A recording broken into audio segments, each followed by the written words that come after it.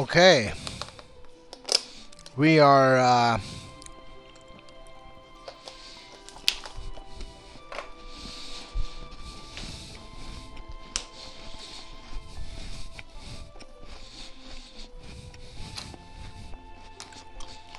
we're gonna try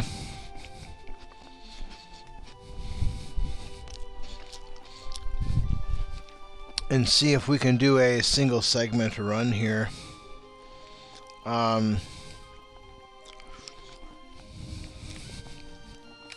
My schedule has changed again, so I currently have less disposable time, I guess, if you want to call it that. Basically, my hiatus is over, and I'm back to work, which is a double-edged sword, you know. You're leasing your life to some entity who takes and turns your life and the energy that you expend and the wealth that you generate. Well, in this case, it's not really wealth. I work for a... Well, actually, it is. I work for a nonprofit. But, like many nonprofits, they are funded by taxpayer dollars. So,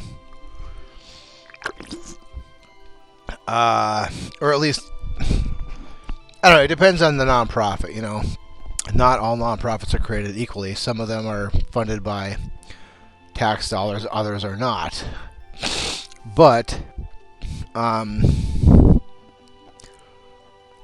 anyway, in a typical work environment, a person leases their life to the entity that pays them in return for their life. And typically in that situation, the person leasing their life out is getting totally screwed because the entity that you are leasing your life to is generating a massive amount of wealth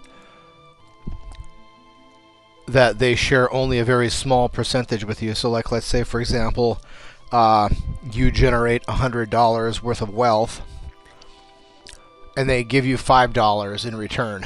Like, that would be pretty standard in a lot of work environments where the wealth generated by your life and the time that you've leased out, it's just not even comparable. Not even in the slightest bit. Let's say a person works in retail and you don't get paid commission.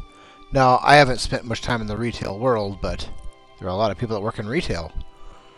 And let's say an individual works at a retail environment where, you know, they help the store that they work for sell thousands of dollars worth of merchandise, maybe even like tens of thousands if they work in like a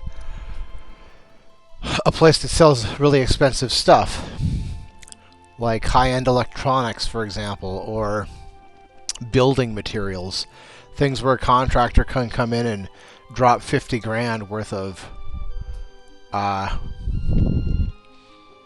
buy 50 grand worth of merchandise that he's going to turn around and, you know, turn into more money than that. But anyway, the idea is the person in retail is really getting screwed because if they sell $50,000 worth of merchandise for their employer, they don't get anything more than if they sell zero, really. So the amount of wealth generated by the company by that $50,000 sale, you don't get anything for it. So you're really getting screwed big time. Anyway, I work for a nonprofit right now, so they I lease my life out to them and they pay me a small amount of what my life is worth, and that's just the way it is right now. But because of that, I have less time to do as I would like, which means that this task that I'm trying to accomplish has been What are we at here? 9 minutes? Yeah, okay. While the cutscene's over, it'll be about 10 minutes, I guess. So,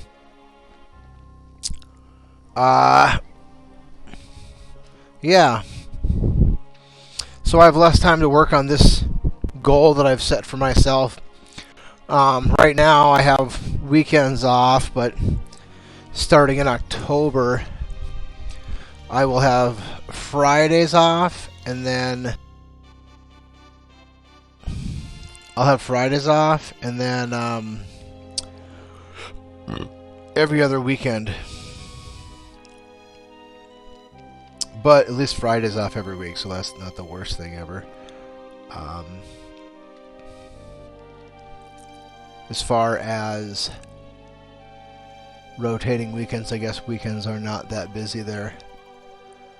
So it's more like an inconvenience in the middle of my day off where I have to go tend to a few tasks rather than having like a full normal day's work. It just prevents me from, you know, making any real long-term type plans in the middle of the weekend that it's almost like being on call, I guess, only like there's a guarantee that you'll be called in for at least a couple of hours. Only you don't get the on-call wage. You just get whatever hours you put in.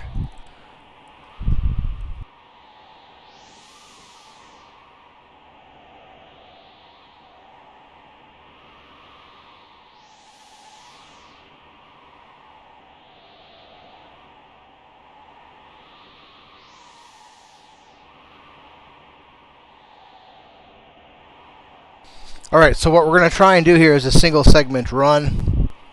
I have 2 goal times. One of them is a goal that I'd like to reach. The other one is a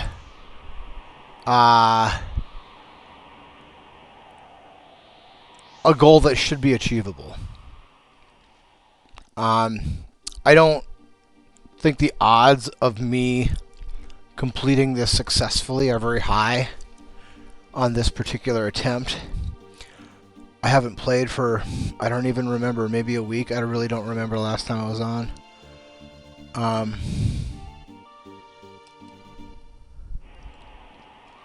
Let's just say 12 minutes we're starting at.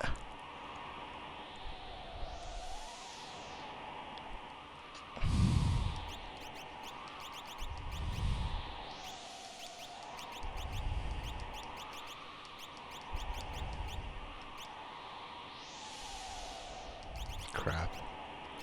It's this early game stuff that really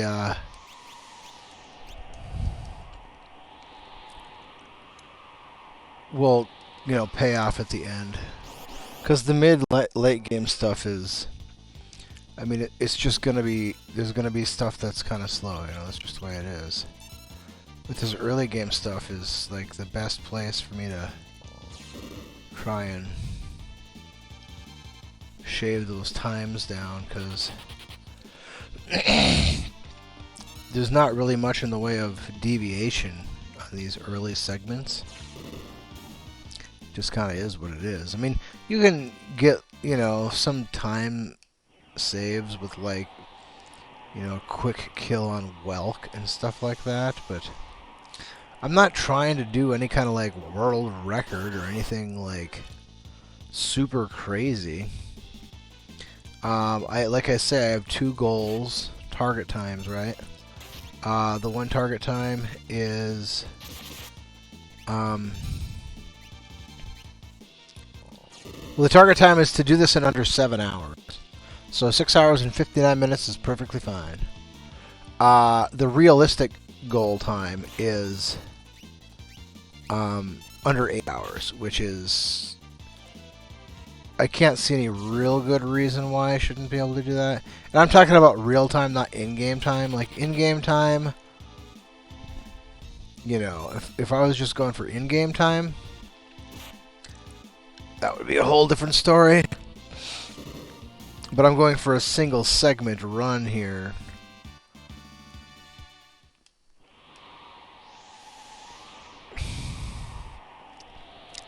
I figure, you know,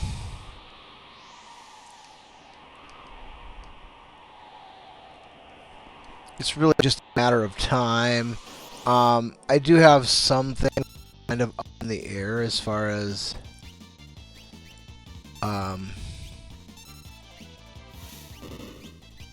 you know, what do I want to do at the end? For example, I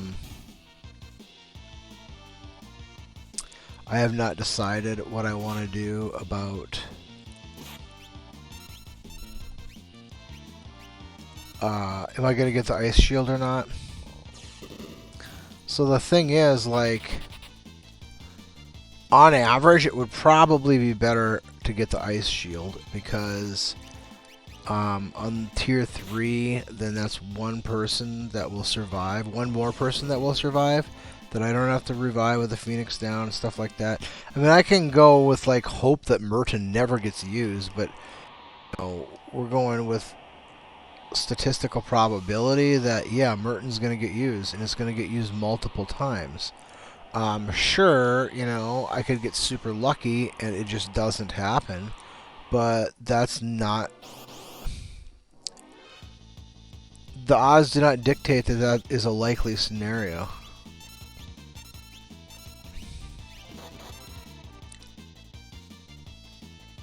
So, you know, I guess the idea is prepare for, I don't want to say the worst case scenario, but basically prepare for what is likely to occur and then hope, you know, that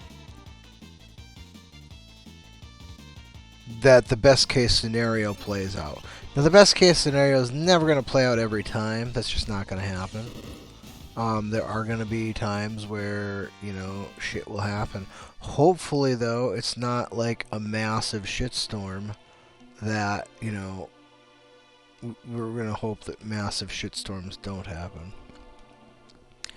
Because, you know, they don't have to. Shit will happen for sure, but massive shitstorms, not necessarily. That's not... I mean, I guess it just depends, you know, if you want to do the more risky stuff you want to do. Like right here, right? Like, there's no way we're going to get a quick kill on Welk. Terra has, like, not even half an ATB gauge. She's not going to get to go first, and she's not going to get to go right away. It's just the way it is. But that's okay.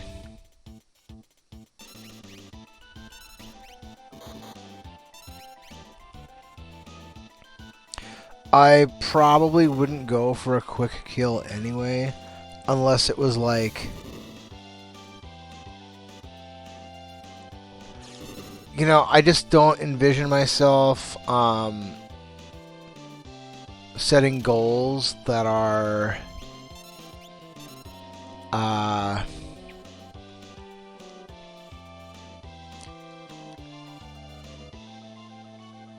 so difficult to achieve at this point that I would, you know, need to start saying, okay, the amount of time that I save on a quick kill from Welk is, you know, gonna be the difference between me achieving or not achieving my goal.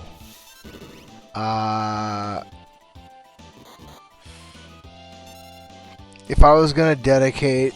So I've already dedicated a lot of time to this game over the course of my life. I wrote a walkthrough for a low-level speed challenge, which used in-game timer, not real game timer, but it used in-game timer, and it's for level 6 characters. So in the world of Ruin, we would just simply collect Celis. Well, you start with Celis, and you get Sabin, then you get Edgar, then you get Setzer, and then, you know, with those 4 people, we go beat the game. They're in level 6. That's what the challenge is written for that outcome. So what I'm trying to do here is like quite a bit different than that. We're not going to be level 6, and we're going for real time, not in-game time. So, you know, there's a lot of, you know, There's a lot of crossover there, but because if you do it at level 6, then you can do it in any level. So it's just a matter. I'm using different strats for one, but anyway.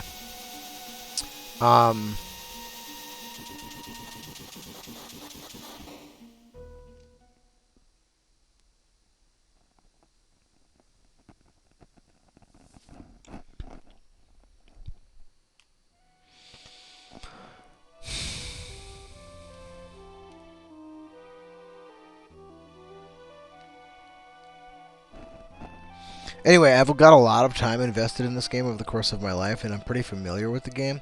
So it's just more like adapting and, being that this is a single segment run, that it definitely adds a different element that wouldn't be present. Because, like, for example, like in my low-level speedrun challenge that I wrote, like the way that I would go about farming money is, for the most part, via stealing Dragoon boots in Zozo, which requires, resetting the game, reloading the game, and trying again many times, because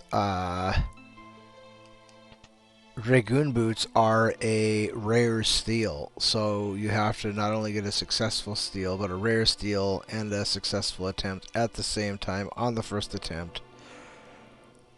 So the odds are kind of stacked against you. Sometimes RNG gets stuck into a funny little loop and you get really lucky and get a bunch of rares, like 3, 4, 5, rare steals in a row. It does happen. RNG is funny that way. It's like, I equate it to this. If anyone's ever had like an iPod or MP3 player or any kind of device that stores music, and you use this, maybe in your car or maybe when you're working out or whatever, maybe it's just on your computer and it's like iTunes or something, or Windows Media Player in decades past.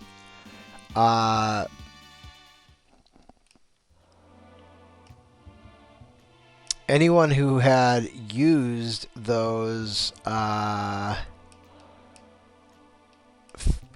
even, I wouldn't say lightly, they might not notice if it was lightly, but if you had, like, say, for example, a, different playlists that you played or that you, adjusted over time, you would notice that, or you would probably notice, everybody, notices different things, but it's likely that a person would notice, if they'd listened to the same playlist many times, that even if the playlist had 1,000 songs on it, that when you choose that playlist, there are some songs that just want to be played more than others, and there are some songs that, like, either never got played, period, or very, very rarely would that song happen to show up on the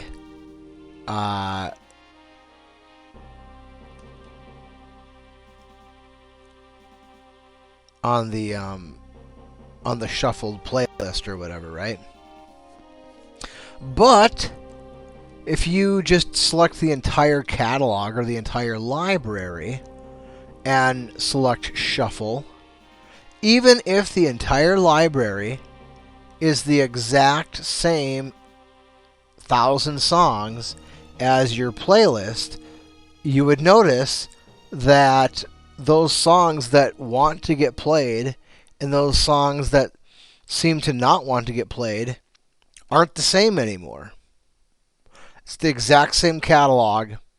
The only difference is one has a label of being playlist whatever, and the other one is the entire catalog.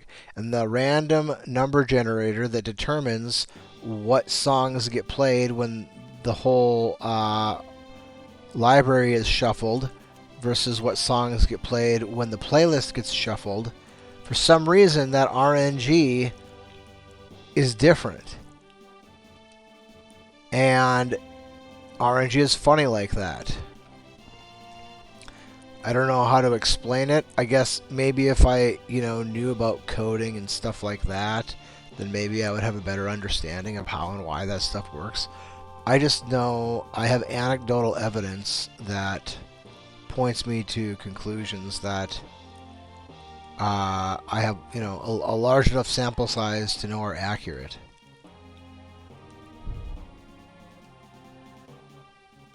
Like, for example, I used to put up satellite dishes. I worked for DirecTV for about 4 years. And I had an iPod that had, I don't know, many songs on it. I don't know how many. Probably thousands. I really can't tell you. I don't remember. But it was a lot, right? And whatever I had on there, as far as what songs there were, it changed over time, okay? And one thing, as my playlist grew... Damn it.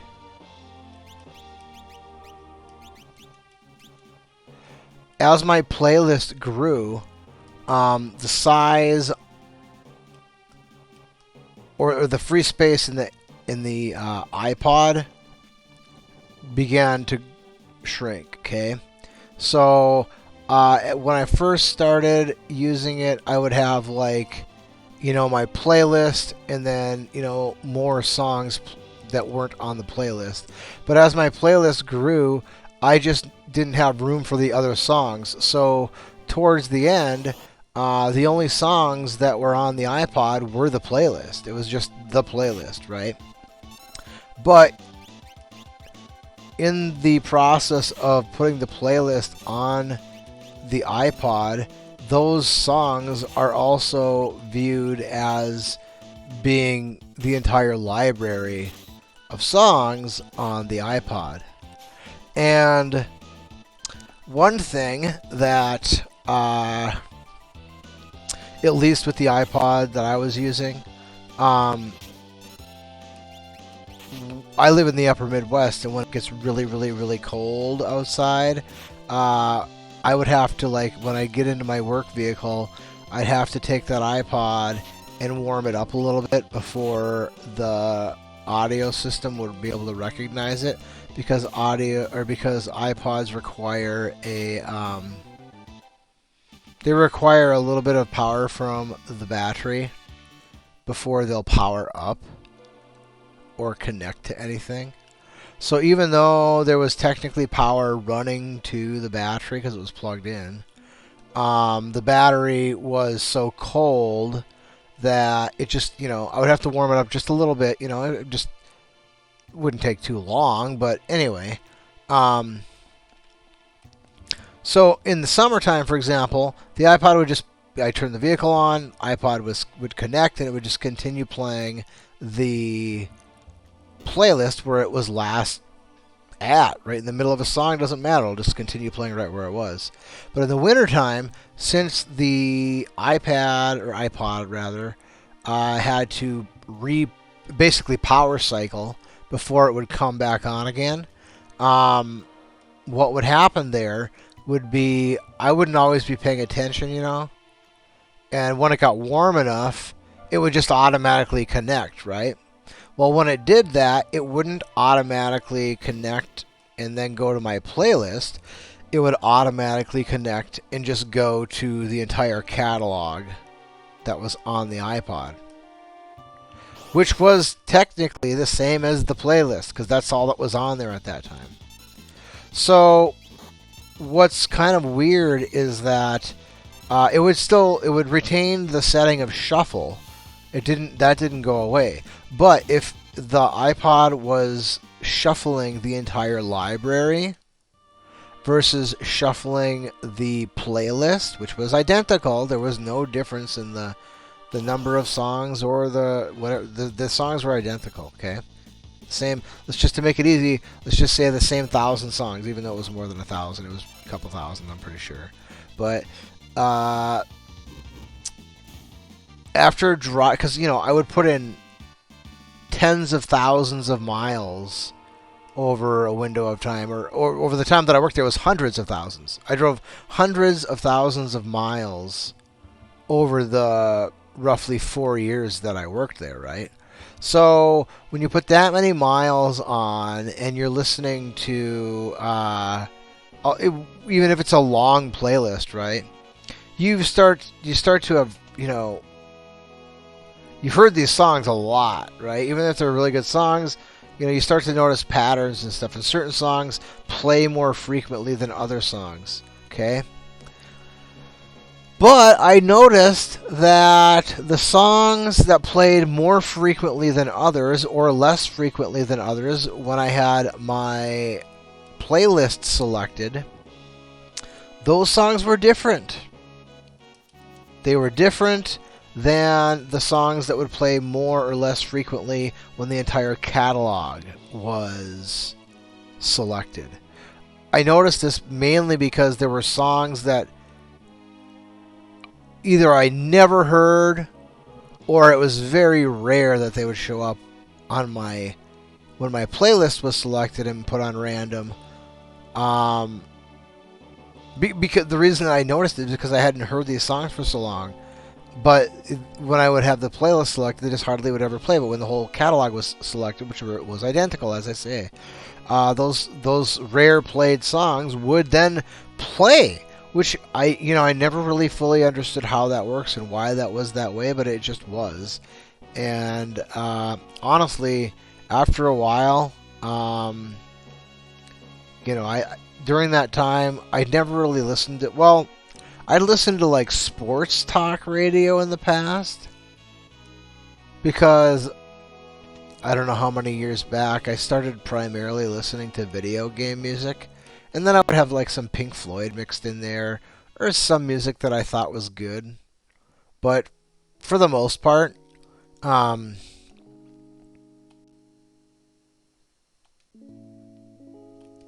guess in my opinion, okay, which is just my opinion, right? So you don't have to agree with me, but as far as in where I live, there's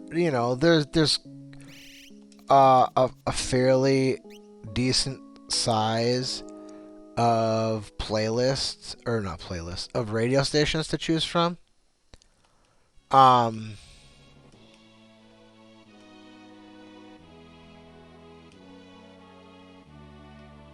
So it's not like I live in like, a one-horse town and there's like, 2 AM radio stations and 1 FM that I can choose from. There's a lot of radio stations that I can receive here, okay? But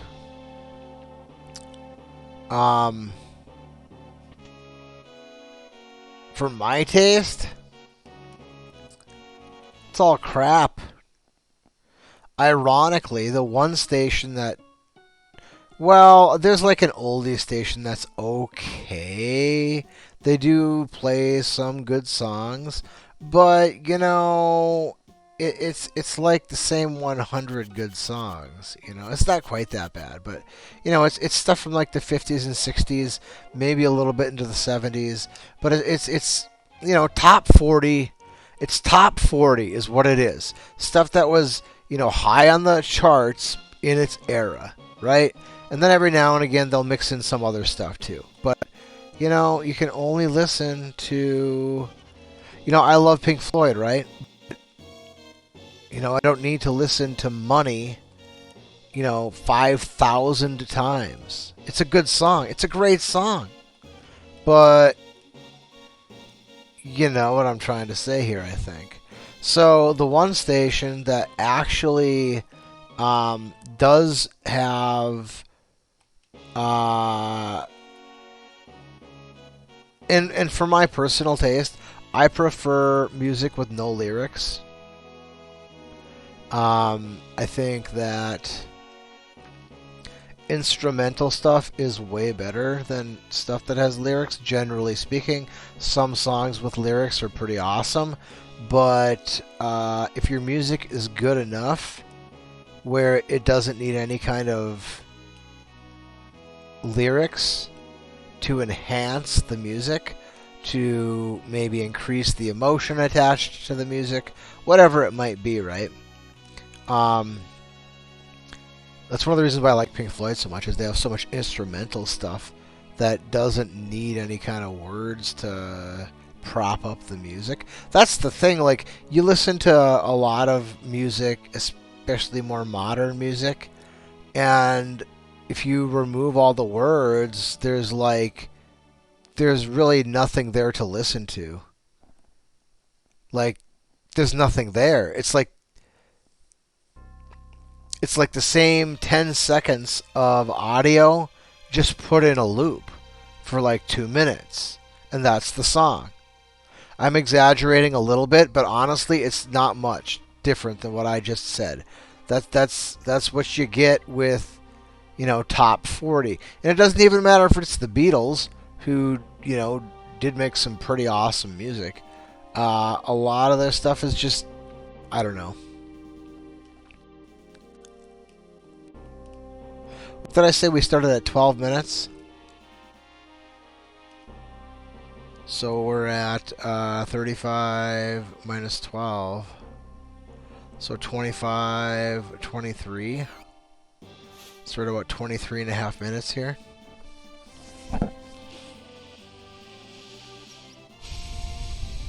That's not bad.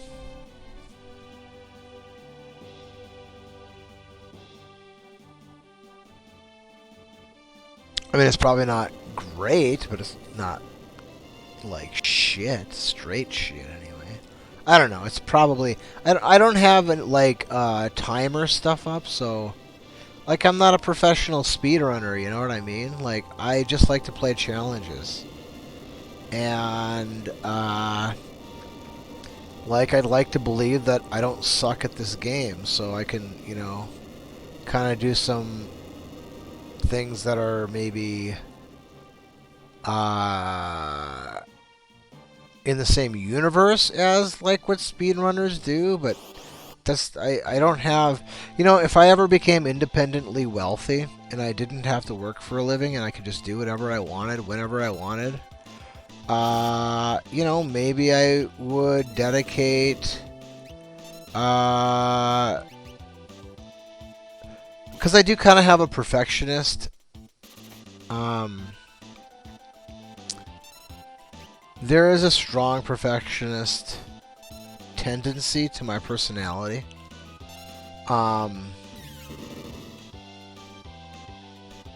So like I could definitely see myself being willing to dedicate myself to that kind of a craft.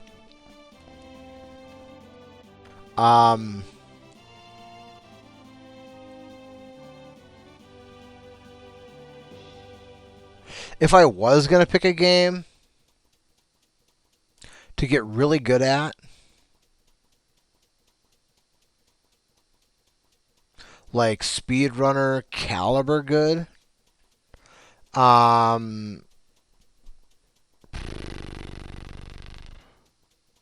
would probably start with like Mega Man X, or actually that would probably be a good idea.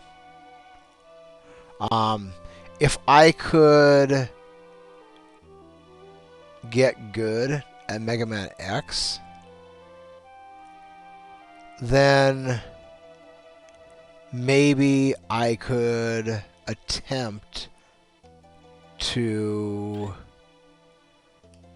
test myself and find out if I could potentially not totally suck at Super Metroid. Super Metroid is probably like the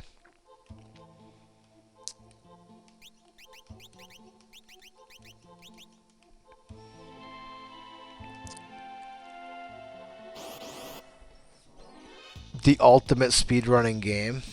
Well, GoldenEye 007 would definitely be up there too. But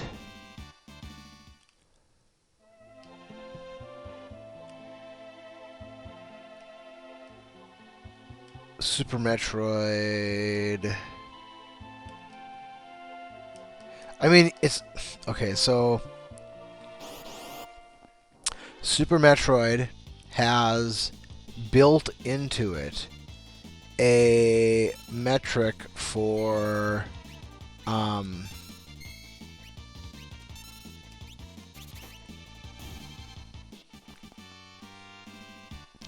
cataloging how fast did you beat the game and what % of the game did you complete, which is kind of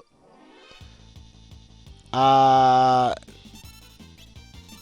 exact criteria for speedrunning, as I understand it, which I'm really not knowledgeable on speedrunning. I'm just a guy that's been playing video games for a long time, and I love playing video games. And some video games I'd like to believe that I don't suck at. Oh, come on, get out of the way, dude. Dude, get out of the way, dude! Come on.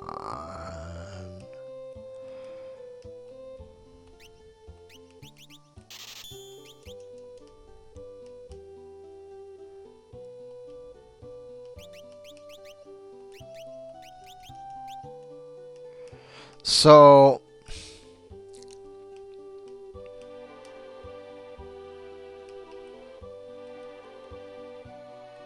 no. Well, there I go sucking. I don't know. There are some games I'd like to believe that I don't suck at, and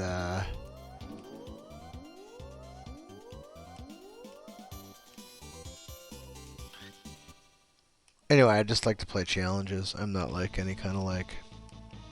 I'm nothing special. Like, there are people out there that are literally like professional speedrunners. That's literally what they do for a living, is play video games. I don't have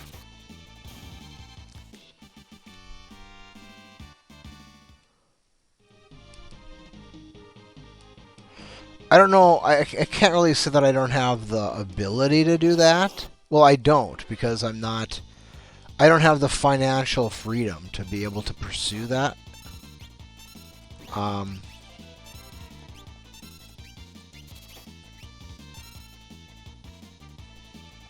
As far as the ability to learn games well enough to be able to compete on a world-class level in a speedrunning arena, I do believe that I have the aptitudes, or some of the aptitudes required to do that. You have to have the ability to, you have to be a perfectionist. You have to have a strong perfectionist aspect to your personality. There's just no way around that. That has to be part of who you are, because otherwise you won't be able to. Like, for me, like, I don't like I don't. How do I say this? Like, if I'm playing a video game,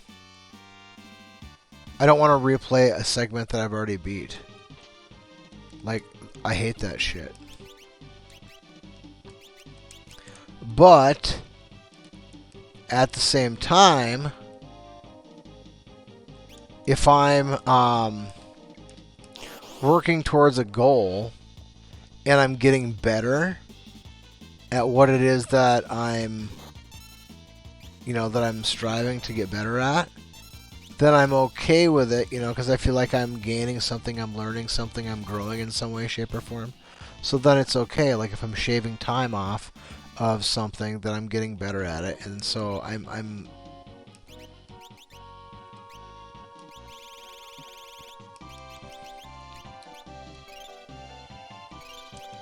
then I'm like okay with it at that point. But like, if I'm playing a game and it's a game that I feel like I don't suck at, and I'm not trying to do anything that's like incredibly insane, I don't want to die. and replay a segment. Like, that stuff pisses me off.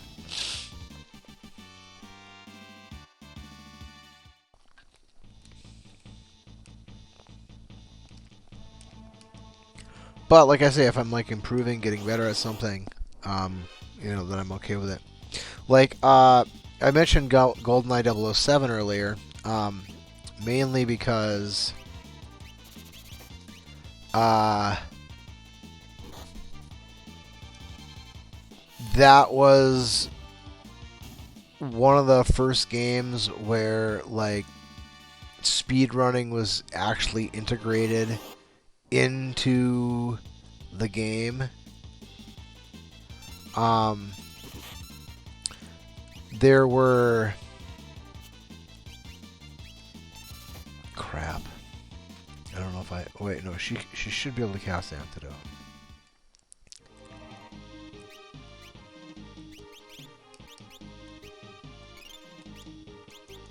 Alright, she can cast Antidote 2 more times if need be. Yeah, but then she won't have any magic for the fight against Vargas. Well, we're not going for like world records or anything crazy like that, so I think we hopefully will be okay.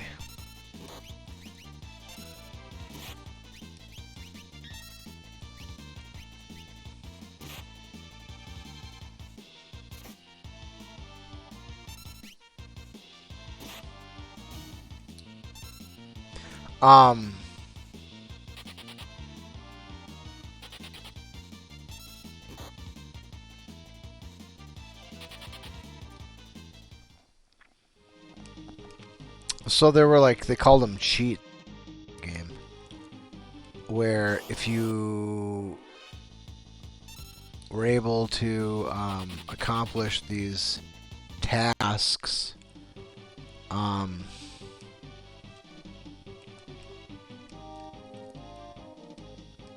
then you unlocked cheats, right?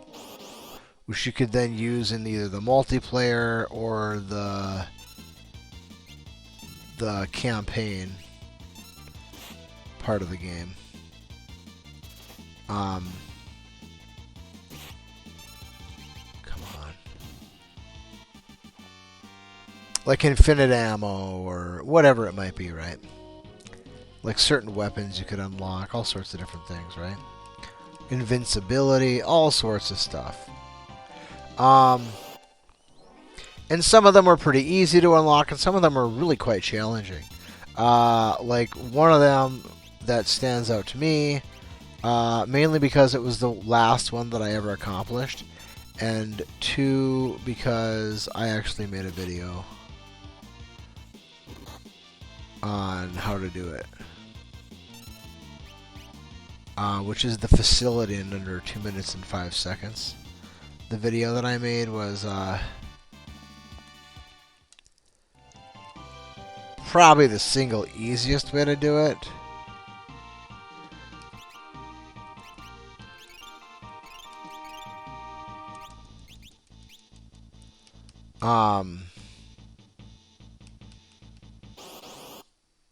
Like, you don't have to like do anything as far as specific locations where you throw those mines or anything like that. Like, that's like more advanced stuff, and technically it's faster, but you know, you don't need to do that. Like, you can just do it by shooting there's these huge like containers that contain, I guess, some kind of poisonous substance or something, some kind of gas, and you can just use your AK-47 and shoot them. If you shoot them enough times, then you'll, destroy them, basically. And so if you do that, I think that's the easiest way to do it, even if it takes a little bit more time. Because there's no precision involved, you know?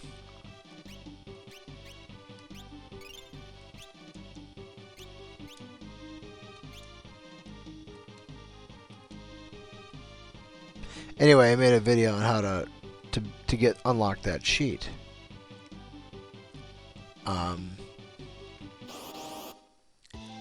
The only precision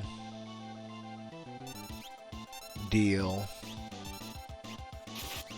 is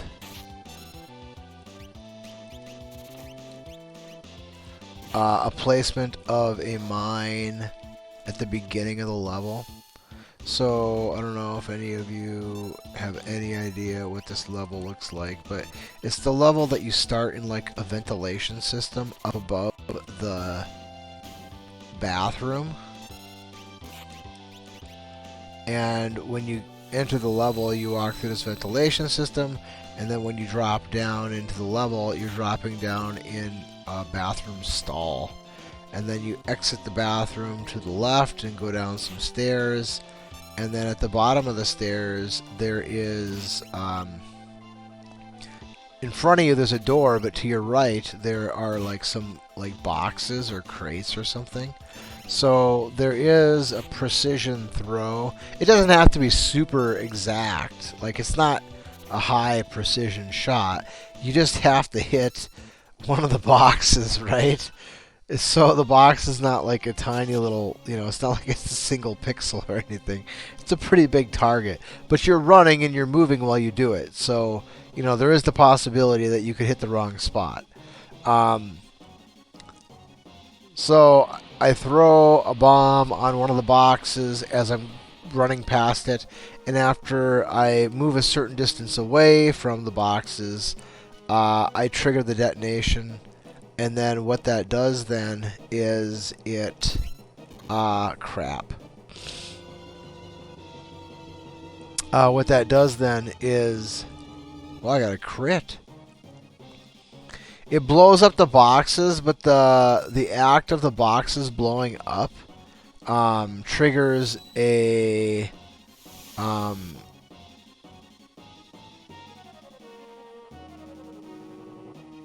Oh, wait, you have to use pummel on this one, don't you?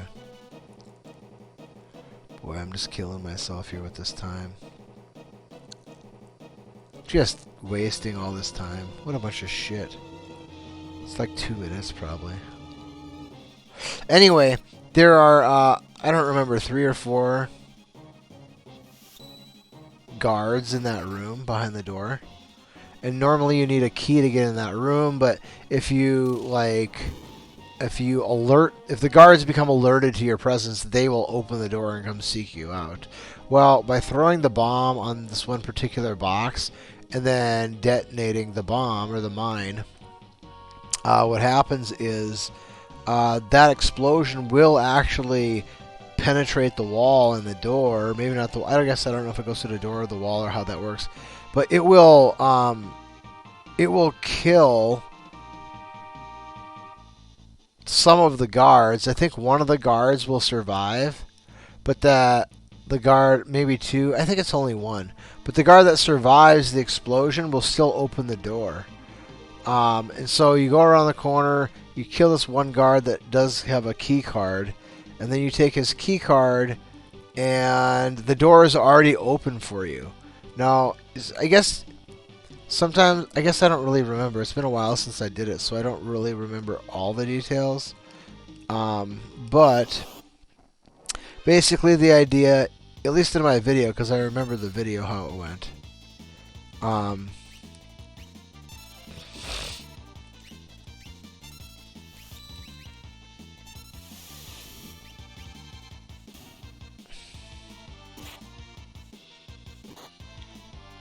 In my video, one of the guards did survive, unless it was a guard from a different room. It's possible. Don't remember. But, he shoots at me. And I do get a damage boost from him, which wouldn't be necessary at all. I mean, that's like... I wasn't specifically trying to get the damage boost, but, whatever. Dude, what's with this?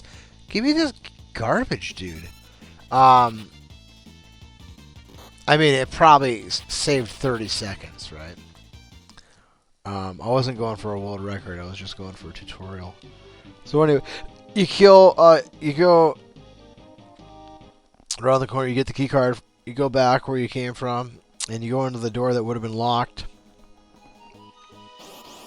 And there's a kiosk in there that unlocks another security door. You go ahead and you get that. And then you go around the corner, go into the next room, and then there's a long hallway with a bunch of guards. So there's, I guess this is kind of a precision attack actually. You do have to throw one of your mines, one of your remote mines down the hallway and then kind of duck around the corner. And then blow up the mines at a specific spot that kills all three of the guards. And then you kind of run and make your way through the long tunnel before any of the other guards can kill you. Like, you got to be kind of fast, and then you can kind of use the door area to kind of shield yourself from the bullets and stuff. Once you get into the next room, it's like a scientist area room and stuff like that. If you go to the left, just shoot the guy with your silenced gun, and then shoot the door with your silenced gun. The shooting of the door with a silenced gun will alert the guard on the other side of that door, and then he'll open the door for you, and then you just shoot him with your silenced gun. Behind him is like kind of like a half of a wall, and then there's some crates in there with two guards. I throw a remote mine back there and remotely detonate that and just pause for, like, I don't know how long it is. It's probably less than a second, but it feels like a long time. And then for the explosion to kind of die down a little bit so you don't take damage from it as you run up the stairs, then you go around the corner, shoot the one guy with your silenced pistol, shoot the next guy with your silenced pistol, and then when you get to the end of the hallway, there's like kind of like this pillar. You can kind of like use the pillar as like a shield from the... There's two guards that are going to start shooting at you. You can easily just shoot them with the pistol, with your silenced pistol. And here's the tricky part. This has to be this way. If it doesn't come out this way, you have to start all over. But Dr. Doak, I think that's his name. He's a scientist, but he's basically a sympathizer, and he's going to give you a piece of equipment that allows you to get into the what's, I believe it's called the bottling room. That's the room that has those containers with the poison in it, and you need a specific key to get in there. And he's going to give you the key to get in there. Now, Dr. Doak can randomly spawn at, like, I think it's 4 different locations. So, based on what location he spawns, if he doesn't spawn at that location that I was just talking about there, at the end of that hallway next to the pillar, you're not going to be able to do it. You won't have time. No, I shouldn't say that. I wouldn't be able to do it. Maybe you could. I have seen a speed run by, like, there's these guys from, like, I think it's Canada and Brazil. For whatever reason, that's like the N64 grindage countries of the world, where people just grind the shit out of N64 games from those two countries. But the guys I'm talking about or thinking about are, I believe, from Canada, and they they refer to themselves as, this is kind of, they shouldn't do this. They should be a little more humble, but they refer to themselves as the elite. And they are absolutely the elite speedrunners of that game. But I've seen one of them go, because there's like this one room that you have to go through some security doors to get through and stuff like that. He's, in Dr. Doak, that's one of the spots that he can spawn. That would be like the hardest, that would be like, for me, impossible. I can't even imagine being able to beat that cheat with Dr. Doak spawning at that location. The second easiest spot would be like there's this one room off to the side of this one long tunnel that you could catch him in there. I think there's an outside chance that I would be capable of getting that one, but probably not. I'm just not experienced enough to be able to do that kind of thing. But it's pretty nuts.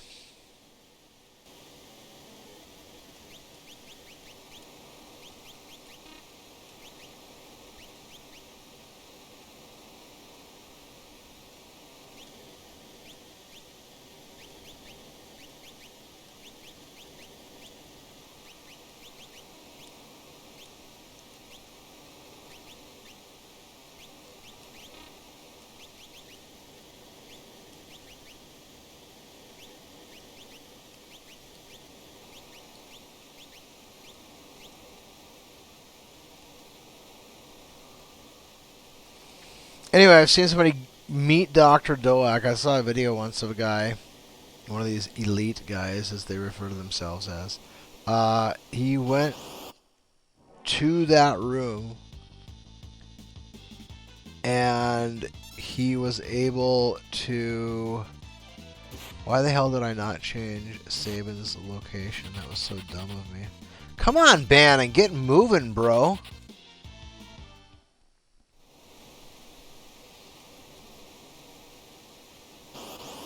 Yeah, anyway, he was able to meet Dr. Doak at the hardest location to try and accomplish this feat. And still get the achievement, or achievement, they weren't called achievements back then, but still unlock the cheat. Which is just, for me, mind-boggling. I don't even... And I think, if I remember right, he did it with, like, a lot of... Dude, come on, man! Dude, no, dude. Bunch of shit. He did it with, like, an assload of time left, too. Like, relatively speaking.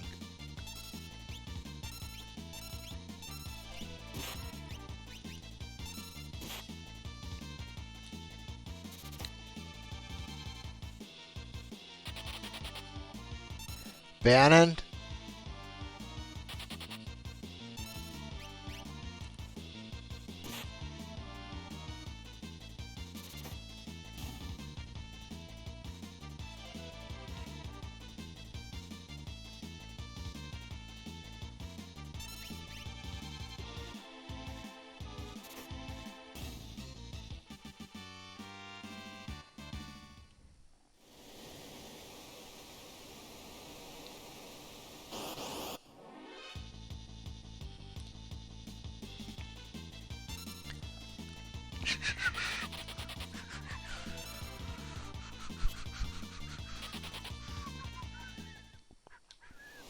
It's hard enough for me to do it with the easy location.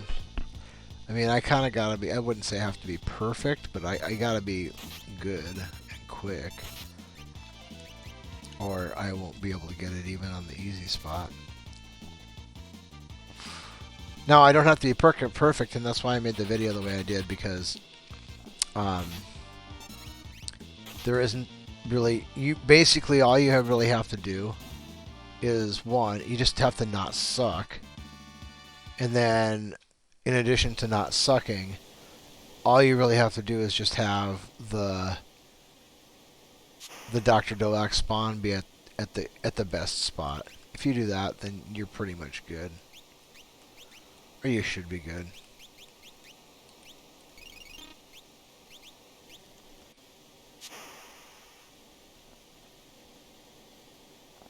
So, one, don't suck, and two, get the good spawn for Dr. Doak. And then, if you get those two things, it shouldn't be too difficult to be able to unlock the cheat within, I don't know, I guess it just depends on how lucky you are, how unlucky you are, and how much you don't suck, but,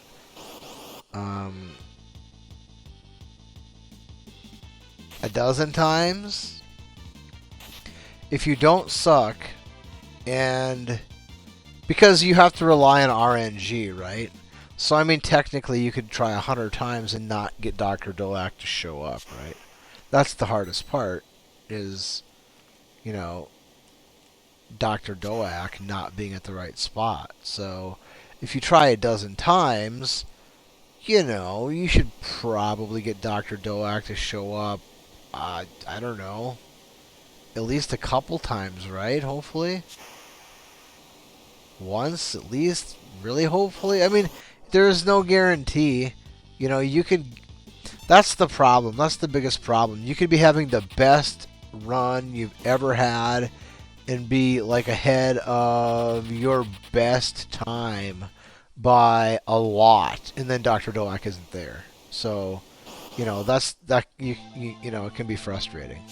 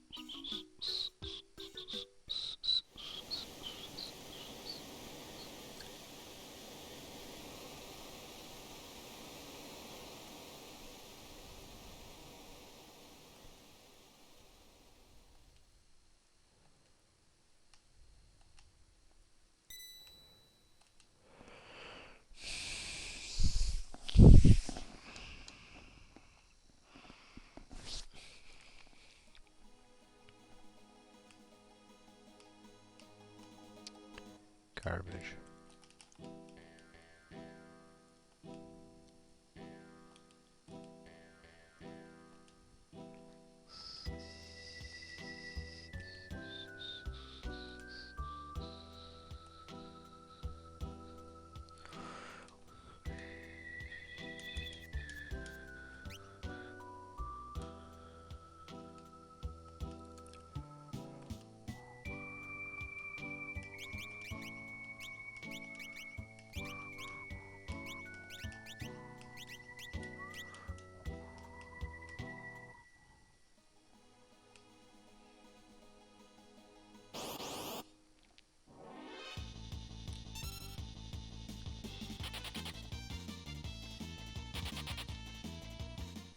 It's really too bad that Shadow was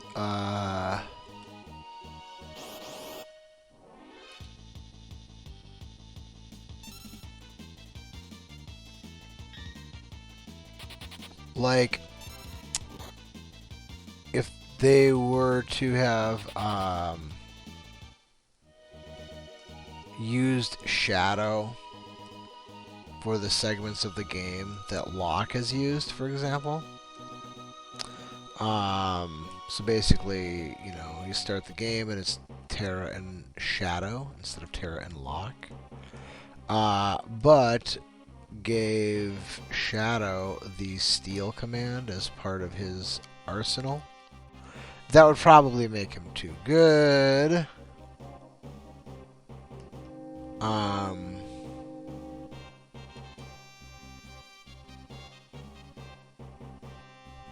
Even if they left him with his garbage gear.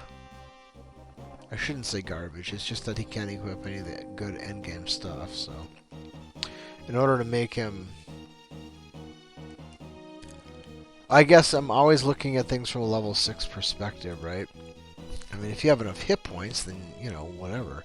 If you gain enough levels, then nobody is really gonna be hard to make good. Like, you can make Umaro really good if he has enough levels, right?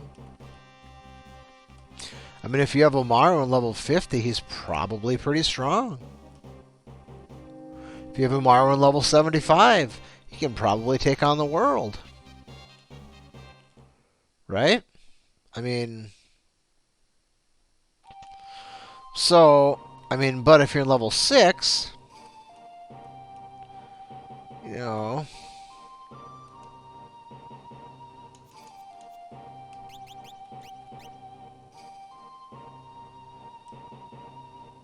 Why did I just make him D instead of C?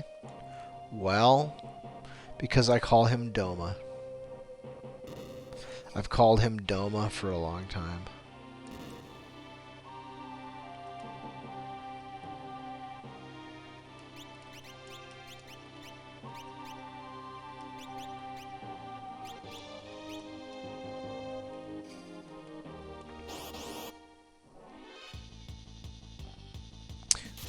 Why? Well, so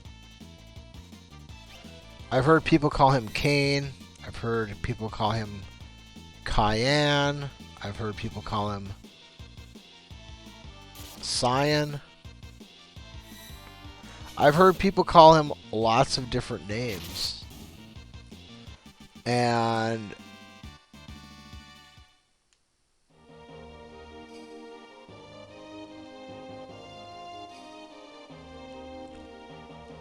he's from Doma.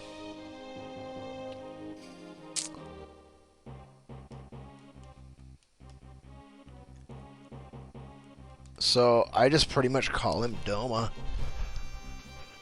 I've called him Doma for quite a while.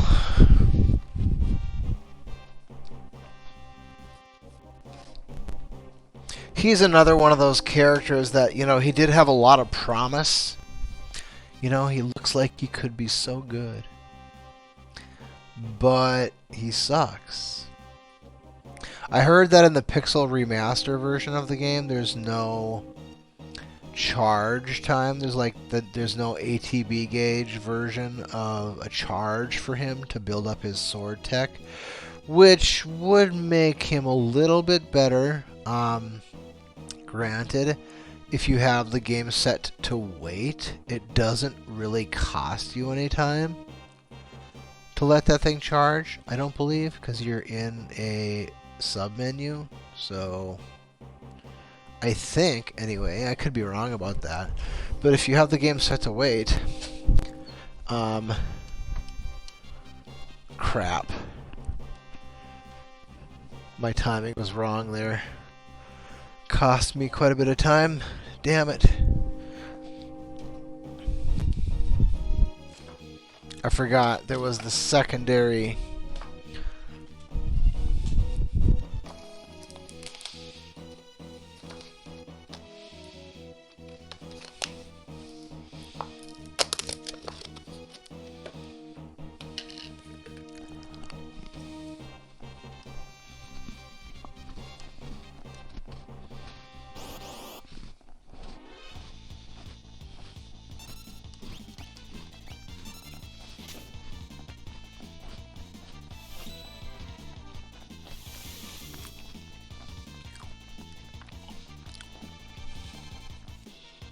Silence your history, bub.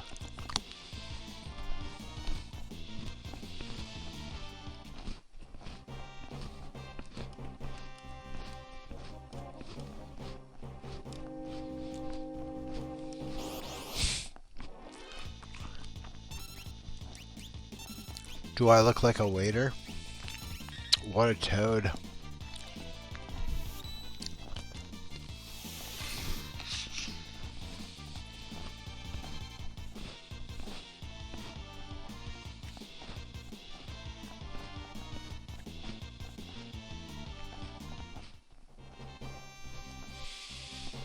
Goner.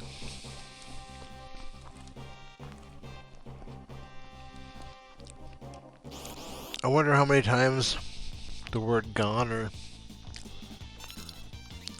is used in this game.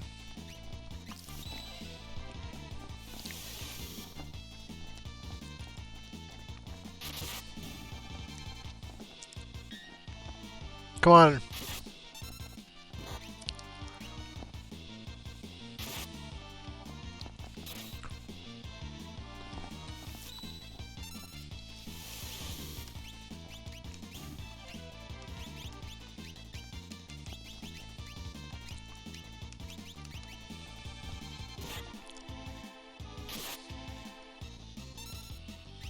Come on, go to the Templar. Oh, you dumbass.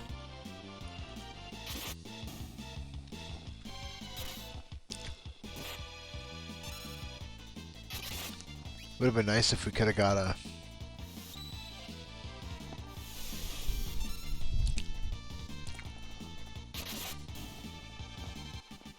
interceptor to show up there.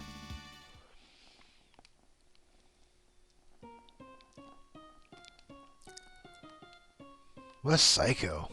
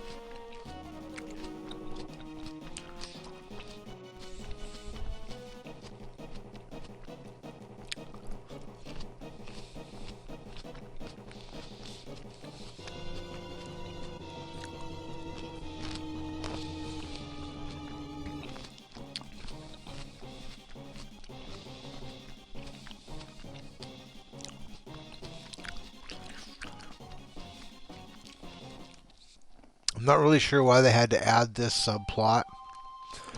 I mean, he could have simply just had an interactive cutscene at the end of the Phantom Train where the king told him, you know,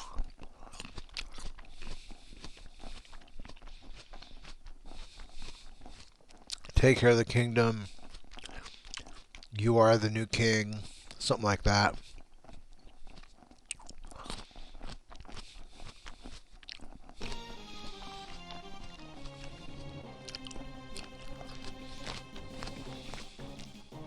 Destroy the empire for us and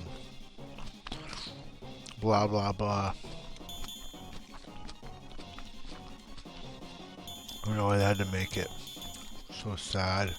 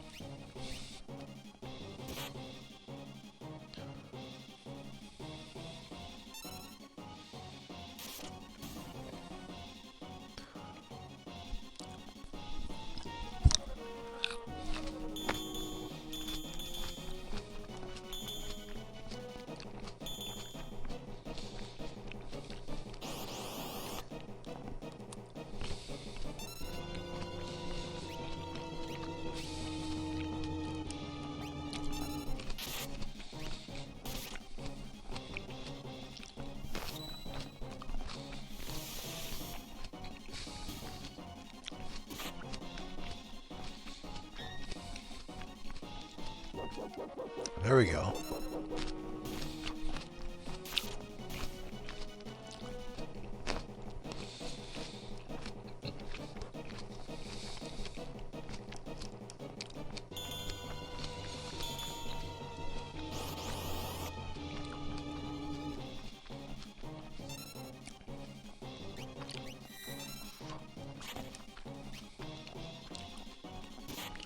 Wow, that doesn't kill him?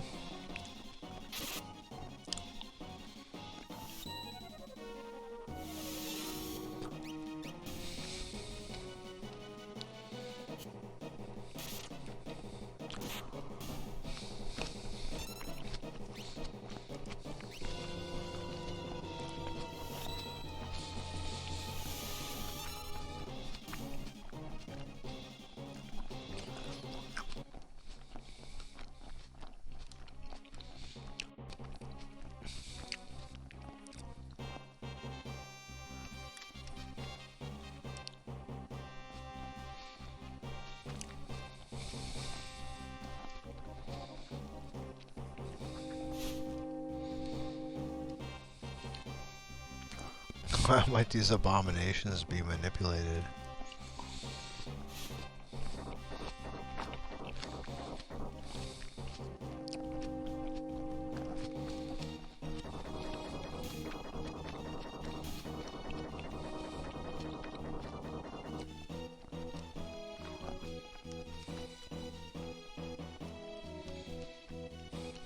End of the line!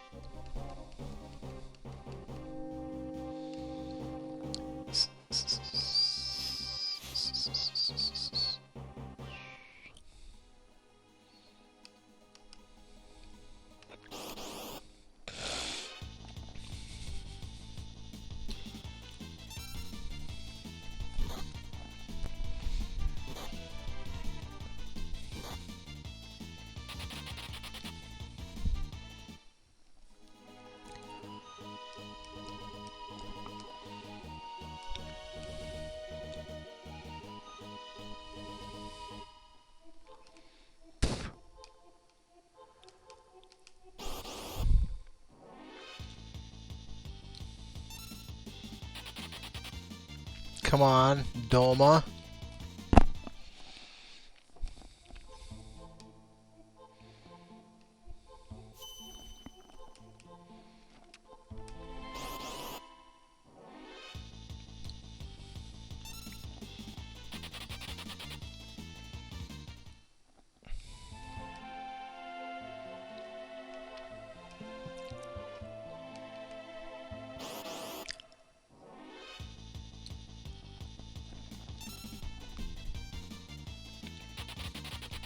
There you go.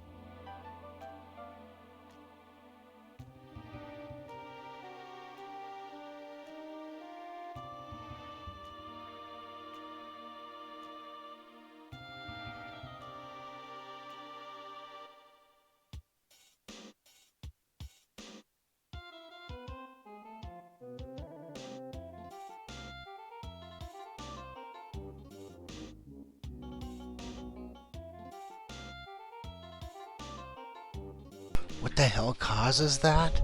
I'm starting to think that maybe, just maybe, it's a battery alert. Like if the battery is getting low, it just blinks for a second. I don't know. That doesn't make much sense either. Really? I don't know. I really don't know what causes it. But I'm not happy about it. I mean, I wouldn't be happy anyway, but if I knew what the cause was, at least maybe I could eradicate it.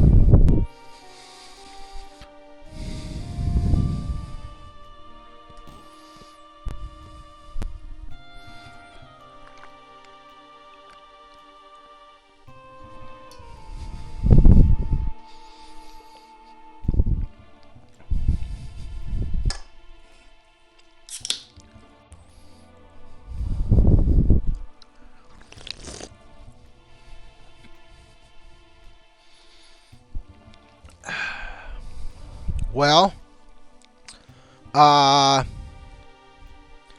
so we started at 12 minutes, which means we're at right about 2 hours here, which is about right.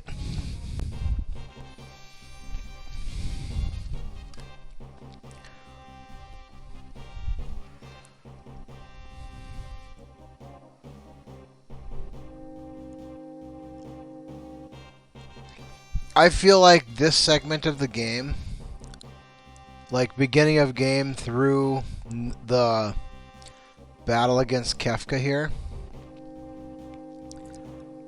I feel really comfortable with. Like, I don't feel like there's... I mean, you can always polish things up a little bit and, you know, do things a little bit cleaner. But as far as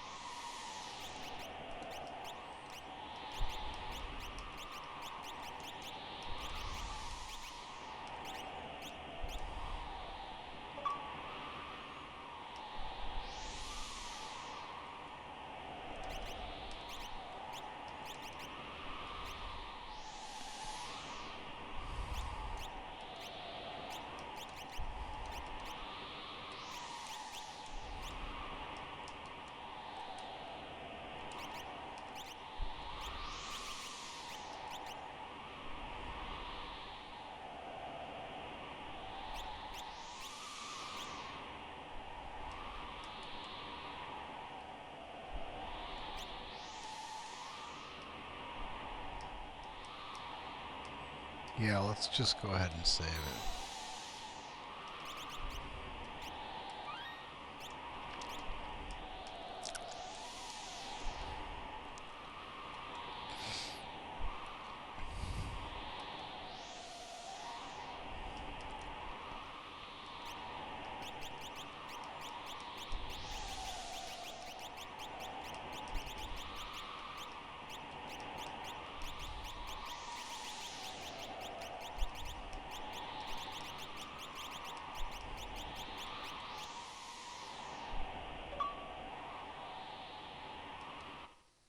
What the hell?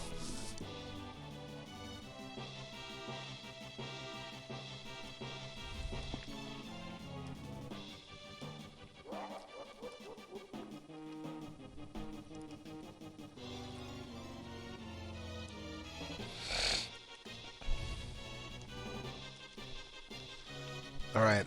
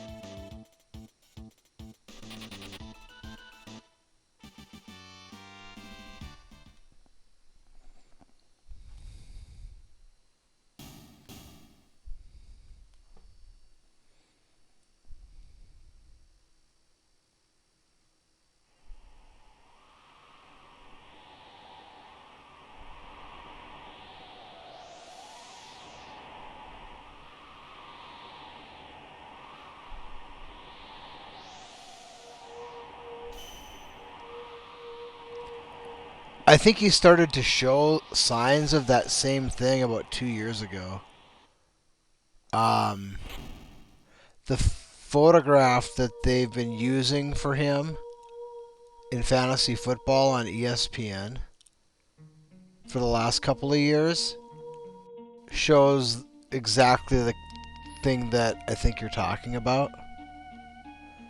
It just isn't as noticeable on the TV screen as it is in a close-up picture of his face.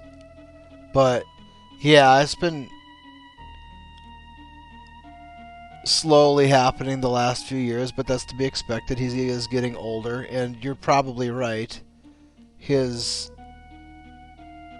stress from his personal life is almost certainly taking a toll on him as well.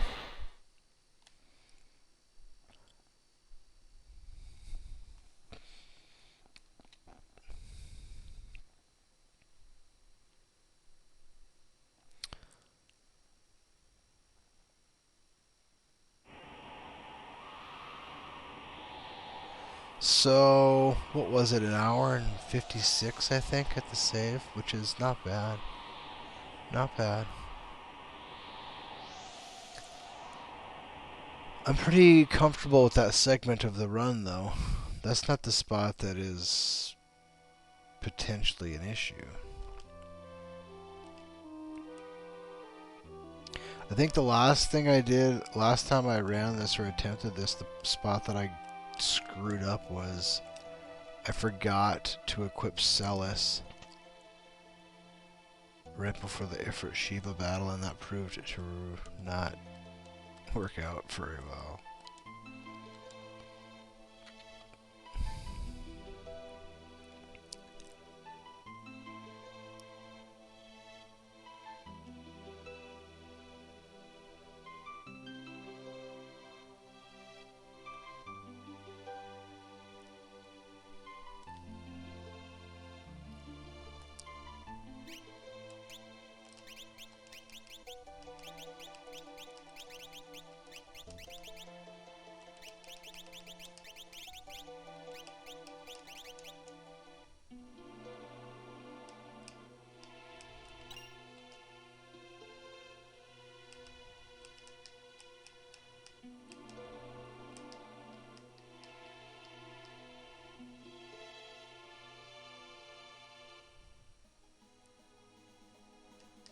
Alright, we'll see how this works. Last time I was here, I think something was sideways with...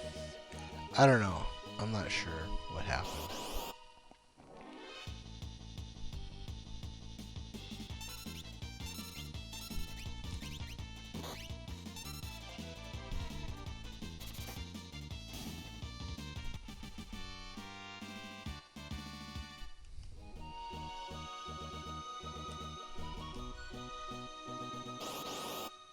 Come on.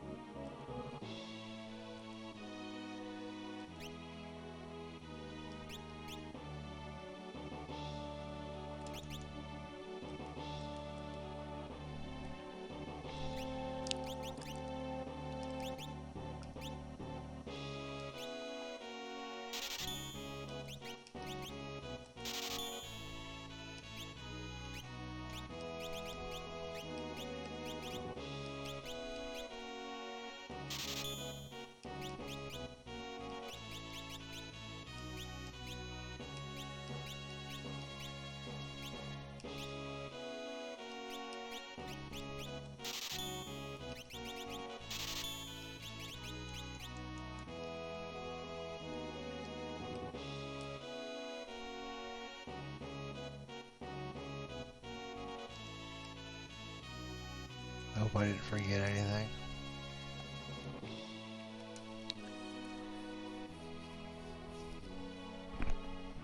I think I should be okay.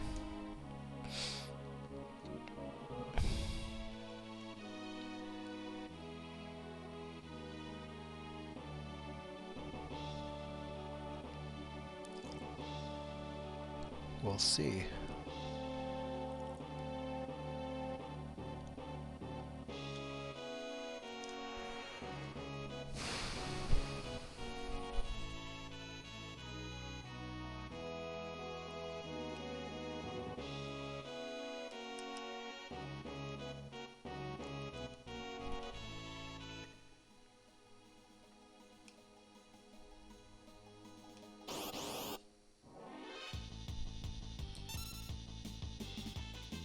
Oh shit, I didn't buy the drill first. Damn it. I should have bought the drill first. I was going to do that next time. I got to remember, buy the drill first.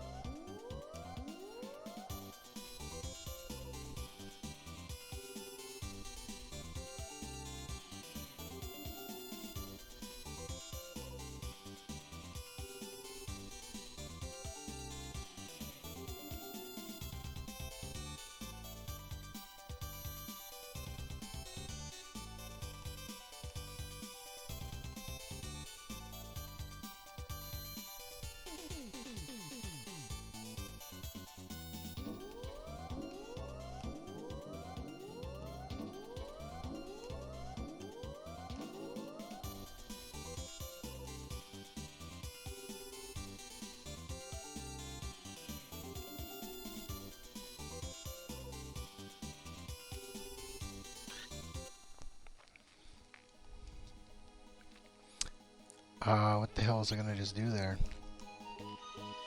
There was something I wanted to remember to do.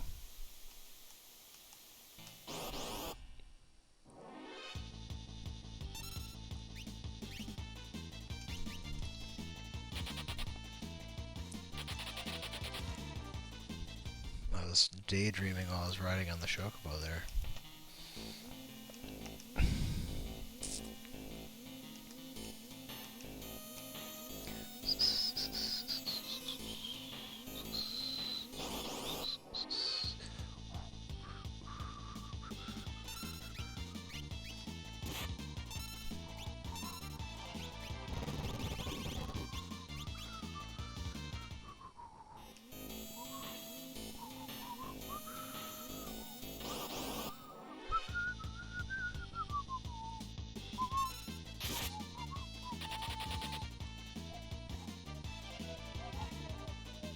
Come on, let's go.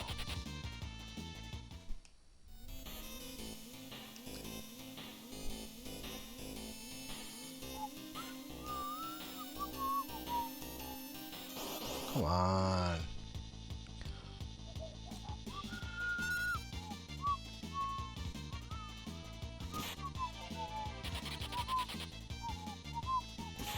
Dude, you got running shoes on? And you're the last one to go?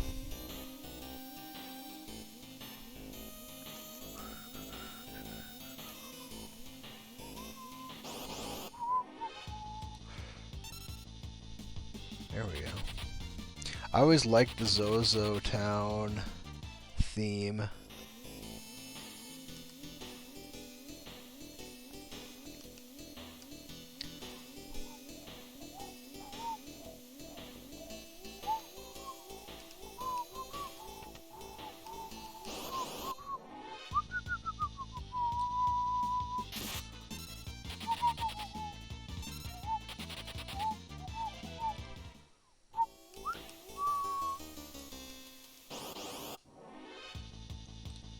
Okay, yeah, we're gonna have to use one here.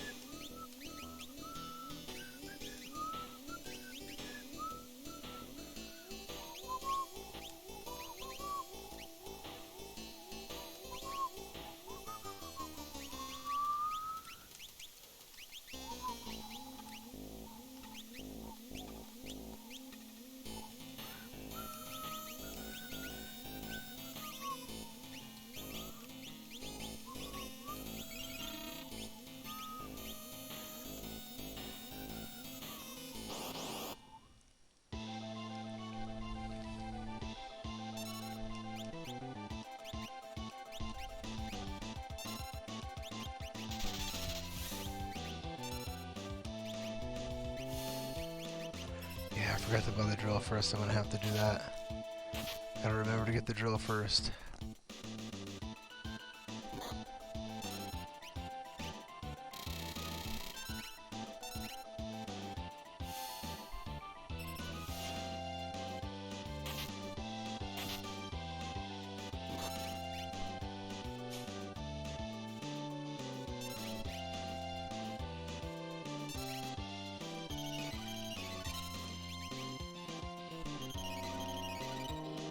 That's too bad.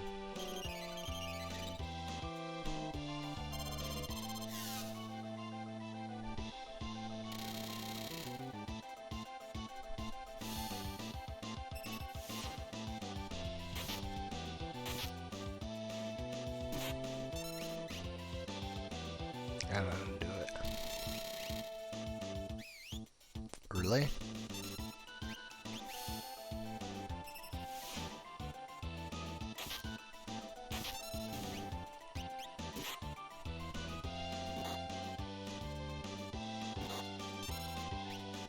Just getting killed here. Just getting wrecked.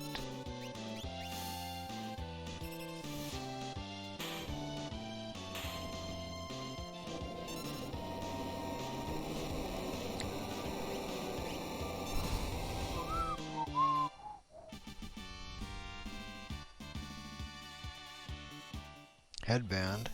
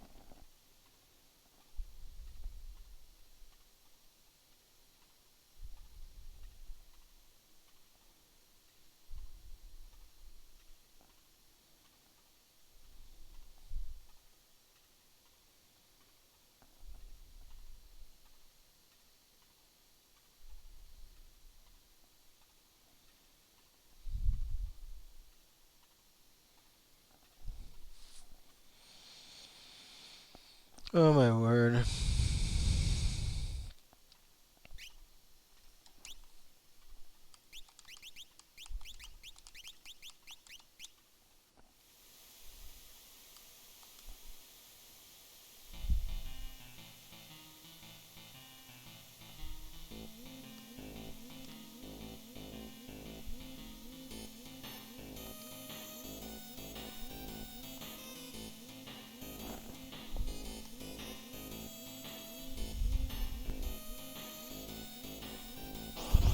Come on.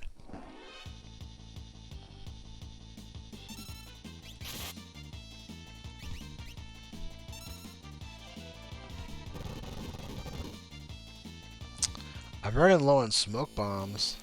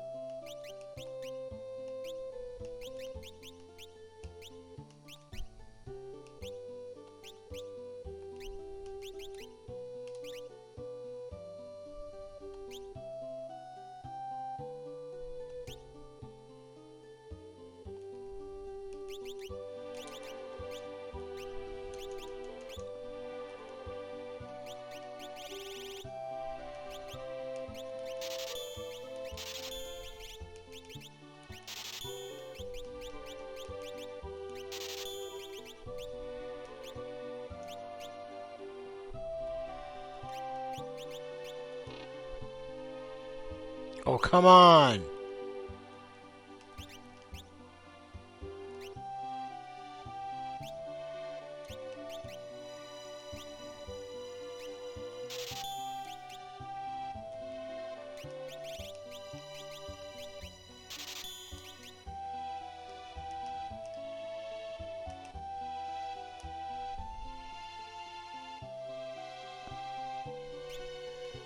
I hope that chocobo doesn't cost more than $100. It probably does.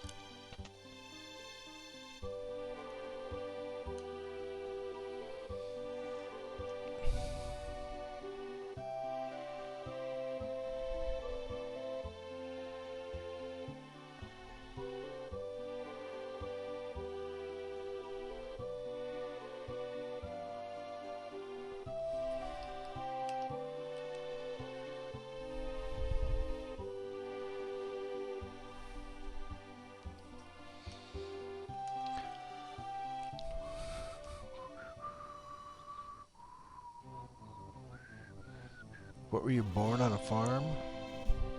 Were you born on a farm, boy?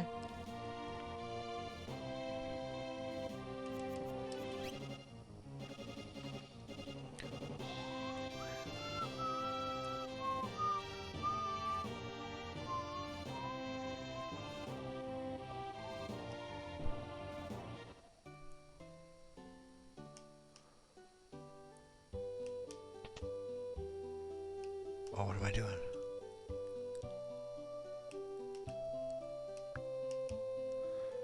That's another thing I haven't... Ah!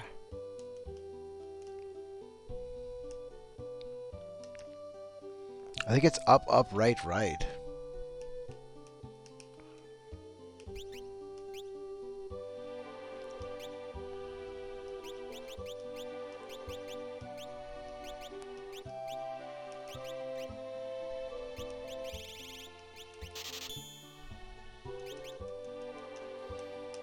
think it's up, up, right, right.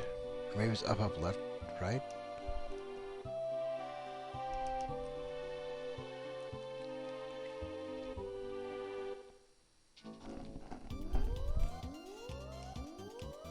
I'm usually not so low on money at that spot. Oh, dude! That's why! Oh, man! Oh, man! Oh, man! Oh, man! Dude! Oh, dude! Oh, man! Oh...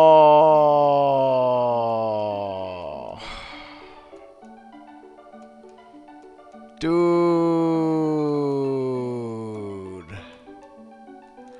I forgot to raid the storage house before I left Narshi. Oh, that's why I'm so low on money. I don't have... and I don't have the wall ring, which...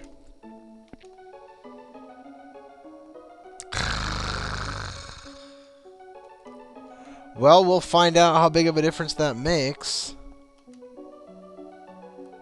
For the Magitech factory, I don't know.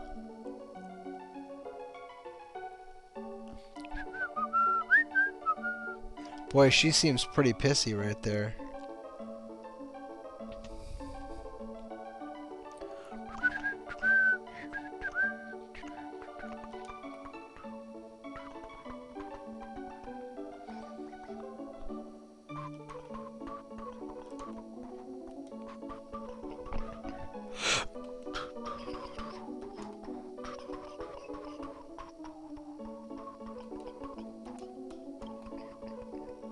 I was wondering why I didn't have that hyper wrist when I was going through my inventory at Figaro to buy, you know, those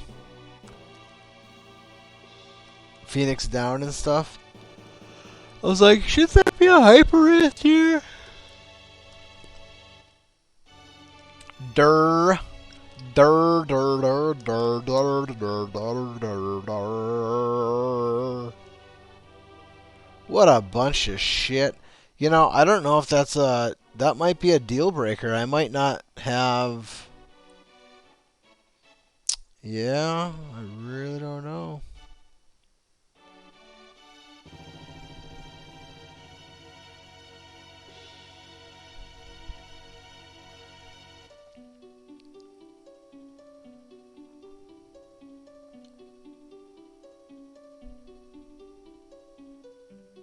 You know, the more I keep reading, I mean, all right. So as it pertains to green energy, right? You know, I have felt for, well, let me come back to this. The more that I read about electric cars and electric vehicles, the more it just confirms the things that I have already either believed or suspected. It just reinforces all the negative things that I've felt were probably the case already. But first of all, electric vehicles take batteries. And the materials required to make these batteries are things that need to be mined out of the earth. And when people mine things like precious metals out of the earth, it takes a lot of energy. And if you add up all of the energy it takes to create the batteries in an electric vehicle,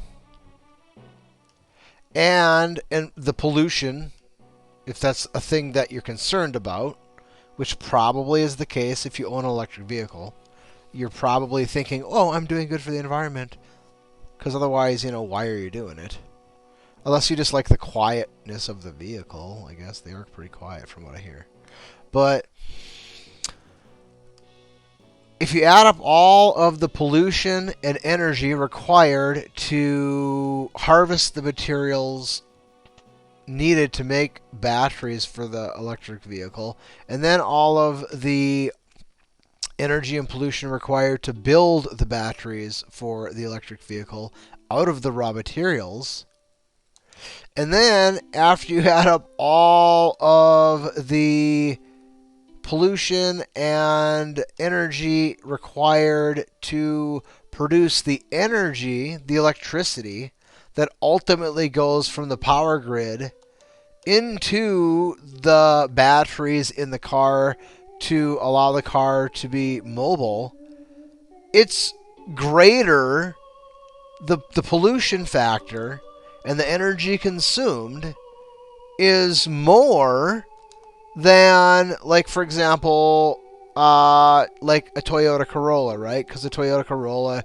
is good on gas mileage, and it doesn't use, it just does, it's fuel efficient, right? It's a fuel efficient gasoline engine, okay? So basically what we're finding out is that the guy who drives the Tesla has a larger carbon footprint. That Tesla, everything that it takes to make the Tesla function, has a greater carbon footprint than a Toyota Corolla. But on top of that, the Toyota Corolla is going to last a lot longer and cost less to operate. And that's with gas prices being really high right now. See, the thing is, those batteries don't last forever. They need to be replaced. So without even having, any kind of breakdown of the electrical motors, which run the wheels and all that, and propel the car, which, things like that, like all the things, brakes, tires, all of the other parts, all of the parts that are in a car that aren't the internal combustion engine, these things do wear out, eventually. Power steering pumps, water pumps, cooling systems, all of the same things that wear out in a traditional car are going to wear out in electric vehicles as well. So you're not really saving anything there. The idea is it's supposed to be cheaper. They're trying to sell you that there's less pollution with the electric vehicle, and it's cheaper to power it. But it's being found out that that's not even true. And also, when those electric batteries goes out, it's tens of thousands of dollars to replace the batteries in the car. And then the whole cycle starts all over as far as how much pollution does it cost, how much energy is consumed in the harvesting of raw materials, and then turning those raw materials into a new battery again, okay? So that's immense, okay?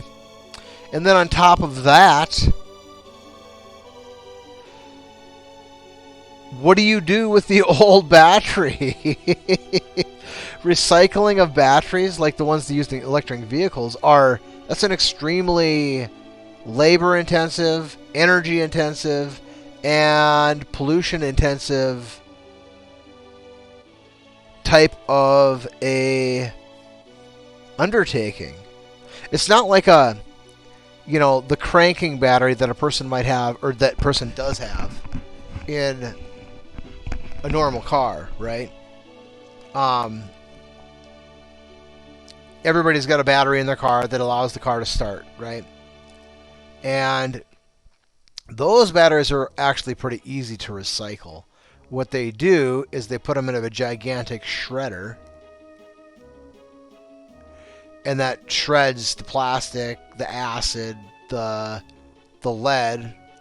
Well, the acid is diluted in the fluid, the plastic floats to the top, and the lead sinks to the bottom. Then they're able to remanufacture the lead. They're basically able to just recycle those batteries. It's a dirty job, but it's relatively simple and easy. Electric vehicles, on the other hand, have rare earth metals in them. And if you know much about batteries, or lithium in particular, or any of the rare earth metals that they use, that stuff is not very easy to work with. And if you're trying to recycle it and turn it into something usable again, like another battery, it's less expensive and less labor intensive to mine the raw materials and produce a brand new battery out of raw materials than it is to try and recycle like lithium and stuff like that, and then turn that recycled lithium back into usable lithium. It's quite a job. So at the end of the day, a fuel efficient, and I'm not talking about all vehicles because some vehicles are not fuel efficient, but a fuel efficient internal combustion engine has a smaller carbon footprint, if that's something you care about, than most electric vehicles. And that's just the facts of the matter. But that simply goes to reinforce some of the thoughts and beliefs and concerns that I've had for a long time now, which is that most of the hysteria connected to all of this, carbon footprint stuff, climate change stuff, is really nothing more than a method through which Marxists are trying to accomplish their goals, honestly. That's really what it boils down to. Because the climate is changing. Yes, it always is changing. And the Earth will be changing its own climate regardless if there's humans here or not. I mean, you look at the recorded history of what the scientists say how old the Earth is, and then what the scientists say how long humans have been here. Look at how much the Earth has changed. With no human intervention, no human interaction, just straight up, just the Earth doing its own thing, right? Like, think about that.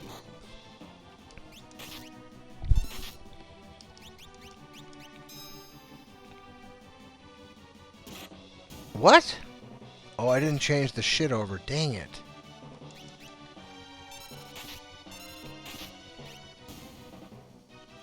That's right, he needs earrings.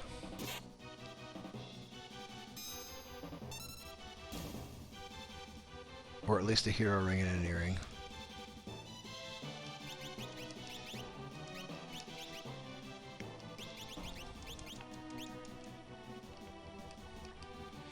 Okay, and also on top...